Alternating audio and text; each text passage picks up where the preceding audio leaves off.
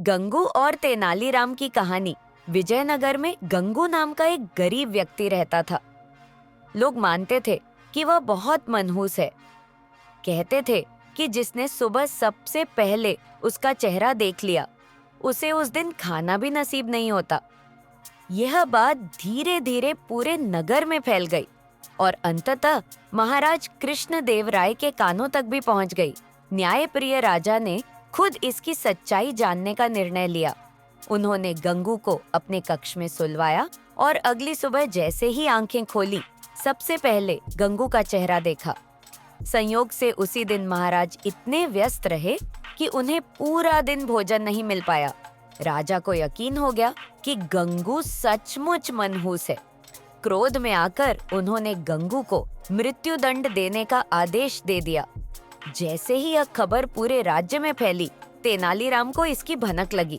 उन्होंने तुरंत गंगू से मुलाकात की, जो बहुत डरा हुआ था। तेनालीराम ने उसे सांत्वना दी और कहा कि अगर वह उनकी बात माने तो उसकी जान बच सकती है। अगले दिन फांसी से पहले गंगू से उसकी अंतिम इच्छा पूछी गई। उसने कहा कि वह महाराज से मिलकर कुछ कहना चाहता है।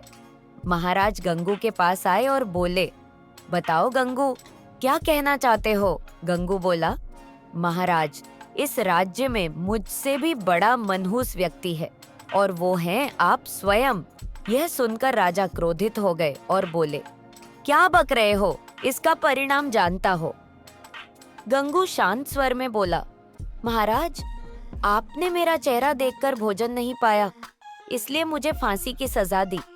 लेकिन उसी सुबह मैंने भी आपका चेहरा देखा था और मुझे तो सीधा मृत्युदंड मिल गया। अब बताइए, आप ज्यादा मनहूस हुए या मैं? राजा यह सुनकर चकित रह गए और उन्हें अपनी भूल का एहसास हुआ। उन्होंने तुरंत गंगू की फांसी माफ कर दी और उससे पूछा कि इतना बुद्धिमत्ता भरा उत्तर उसे कैसे सूझा। गंगू ने बताया कि यह सब तेनालीराम की सलाह पर किया।